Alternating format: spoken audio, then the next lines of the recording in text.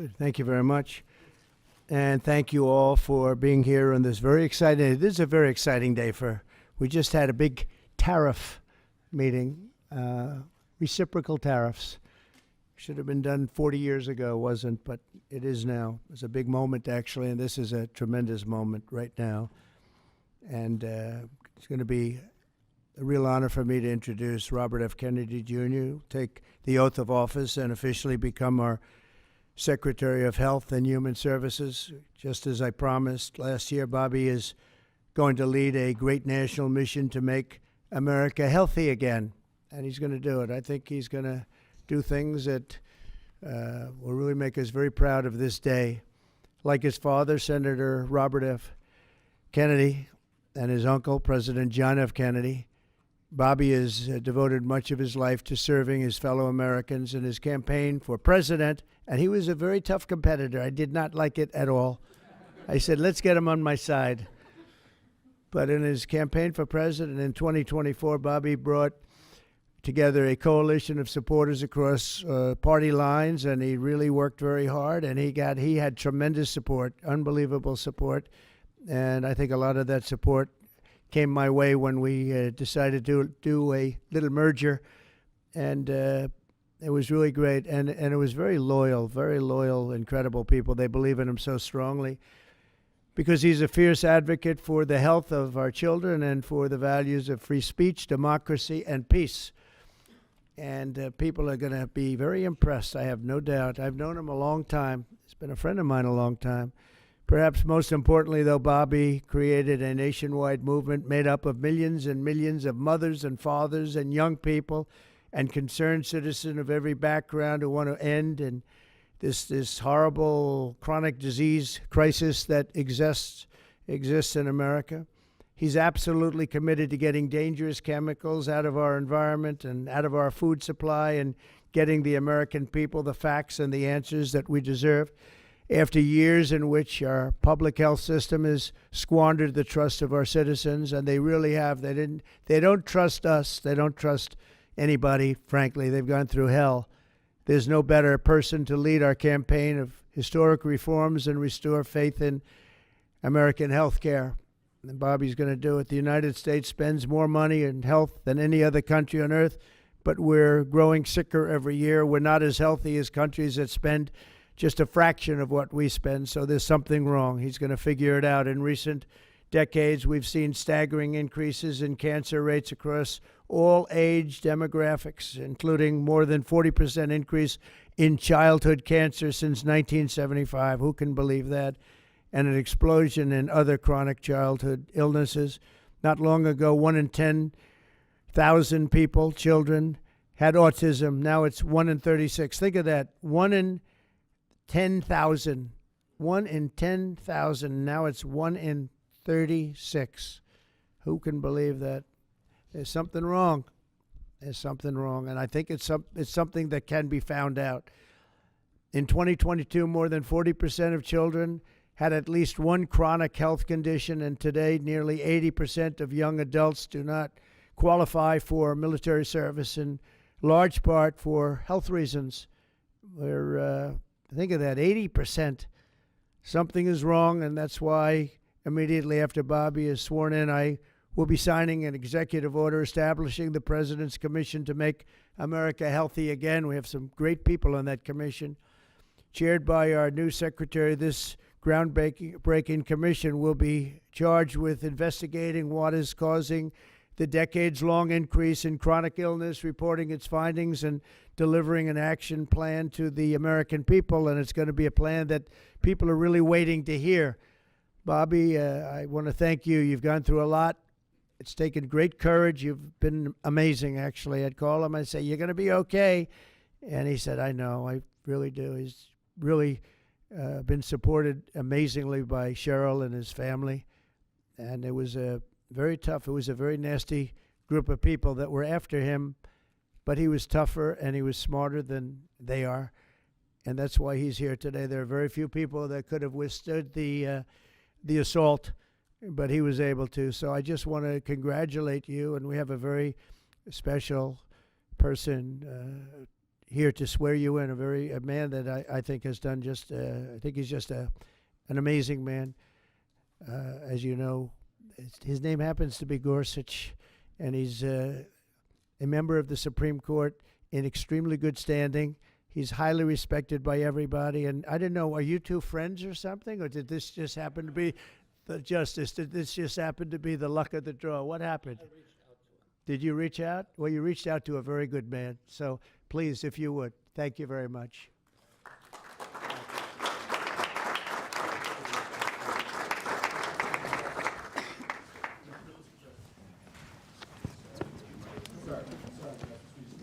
This has to be done I'll do first. this first. Sorry. We're going to make this a good one, right?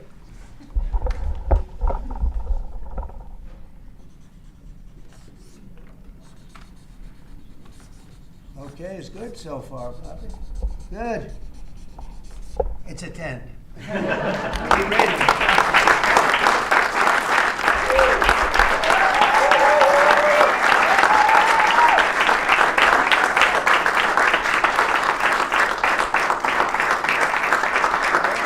Let me get out of this. Yeah. You, that's. No, why am I in the middle?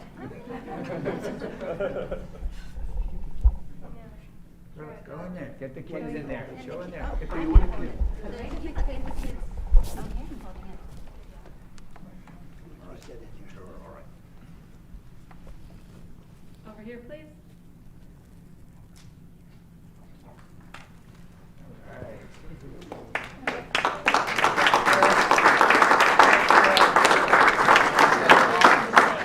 Perfect, we're really happy. Would all the family like to join? Yeah, sure. All right. All right. Please place your left hand on the Bible and raise your right. Repeat after me.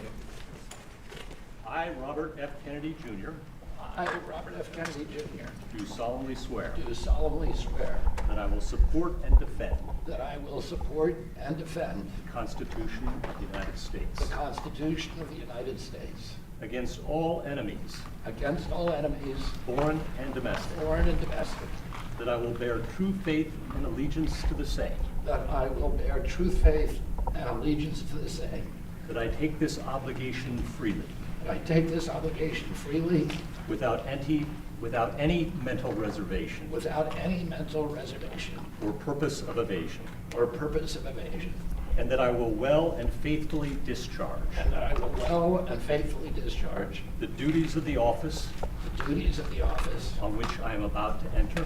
on which I'm about to enter, So help me God. so help me God. Congratulations, Mr. Secretary.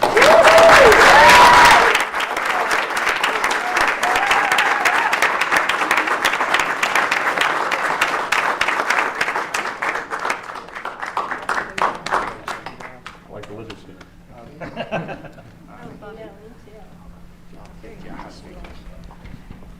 I want to begin by thanking President Trump for giving me this extraordinary opportunity. And I want to introduce my family and thank them for being here. My wife, Cheryl, my cousin, Anthony Shriver, my daughter, Kik, my other daughter, Kira, Catalina Shriver, Joey Shriver, Jackson Hines, and Amaryllis Kennedy. And I want to thank all of you for your support and throughout this whole 2.5-year journey. My first time in this Oval Office was in 1961, and I came here to meet or 1962. I came here and I had a meeting with my uncle, who was president then, where we talked about the environment. He was involved deeply, as we all know, in restoring physical fitness in this country. He challenged at one point during his administration, he challenged Americans to do a 50-mile walk, which I ultimately did. But I remember the day that my father completed his walk. We were staying up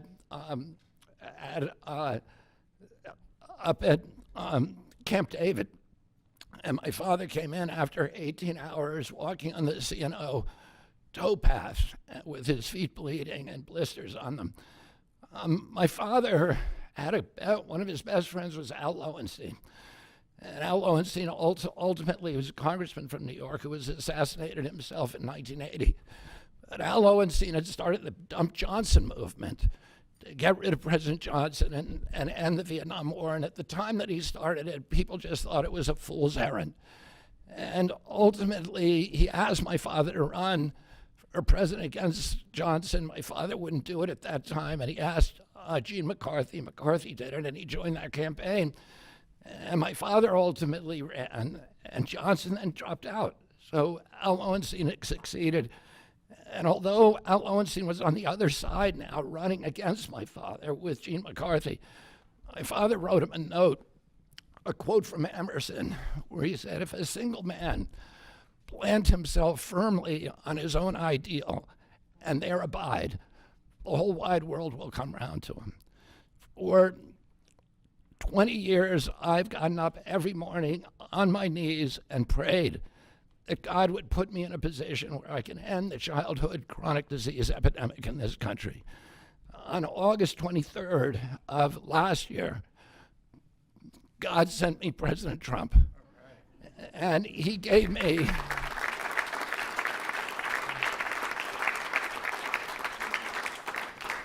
he's now given me, he's kept every promise that he's made to me. He's kept his word in every account and gone way beyond it. I'm so grateful to you, Mr. President. A lot of people told me that I couldn't trust President Trump, that I better get it in writing. And we did a handshake, and everything that he told me he was going to do, he has done. And I'm so grateful to him, and I've told you before, I genuinely believe that you are a pivotal historical figure, that you are going to transform this country at a time when we see all of the indicia of democracy now in tatters in our country. We see the rise of the military-industrial complex, the rise of totalitarianism, these attacks on our Constitution, and this breathtaking epidemic that is disabling our people. President Trump has promised to restore the American dream in this country. A healthy person has 1,000 dreams. A sick person only has one. 60% of our population has only one dream, that they get better. President Trump has promised that he's going to restore America's strength. But we can't be a strong nation if we have a weak citizenry. If people are sick, 60% of our people are sick, 77%, as President Trump mentioned, of our children cannot qualify for military service.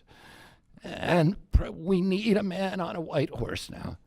We need somebody who is willing to come in and has the spine and the guts and the strength to challenge orthodoxies, to stand in the way of vested interests, and to break institutions that have turned against our democracy.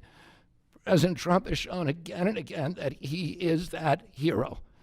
And most recently, I greatly appreciate it, and I called you the day that you announced the termination of USAID.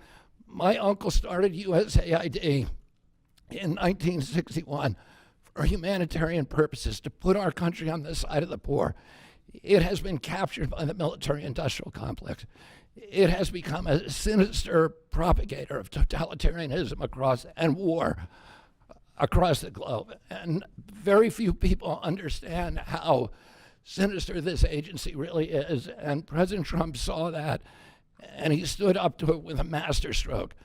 And we want to do the same thing with the institutions that are stealing the health of our children. We need a revolutionary figure, and you are that figure, and I'm very grateful for you for giving me this opportunity. I want to recognize some of the allies that I've had in this battle for a long time. Senator Rand Paul, Senator Ron Johnson, Senator Roger Marshall, Marjorie Taylor Greene, and Buddy Carter, who've all been champions of the MAHA agenda before I even came along. I'm very grateful for you for standing strong. Thank you very much, President Trump.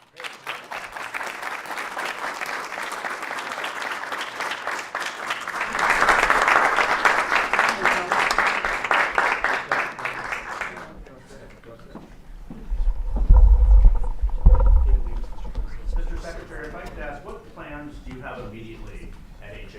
now that you're sworn in, sir? He's going to be running it. He's going to do a great job. What would you like That's to see my to do plan. first, Well, Mr. he's going to President? find out a lot of secrets that have been maybe kept from us, but he's going to come up with some solutions to some big problems, health problems. And I think he's going to go down in the record books. I really have confidence. This group has great, even Rand has confidence. That doesn't happen often.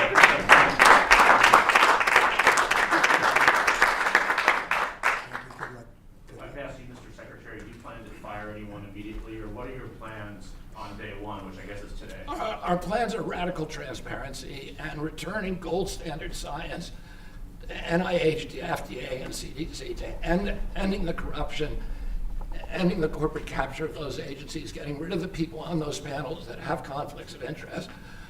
So we can do unadored and unimpeded science rather than the kind of product that is coming out of those agencies today. Mr. Secretary, may I ask, how do you address concerns that some Americans may have about your stance on vaccines? When people actually hear what I think about vaccines, which is common sense, which is vaccines should be tested, they should be safe, everybody should have informed consent, people are reacting because they hear things about me that aren't true. They hear characterizations of things that I've said that are simply not true. When they hear what I have to say actually about vaccines, everybody supports it. All right. Mr. Kennedy, Kara Keshnova from Lindell TV. What's your message to Democrats in the Senate that fought so hard to keep you from taking this position? And congratulations, by the way. But President Trump has promised to be the president for all Americans, and he has said to me that he understands that there's no such thing as Republican children or Democratic children. All of our children need to be protected, and whether you're in a blue state or red state, I'm going to do everything I can to work with you, whether you're Democrat or Republican, to restore child's health in this country. Mr. Secretary. Great job. Great job. Thank you all very much.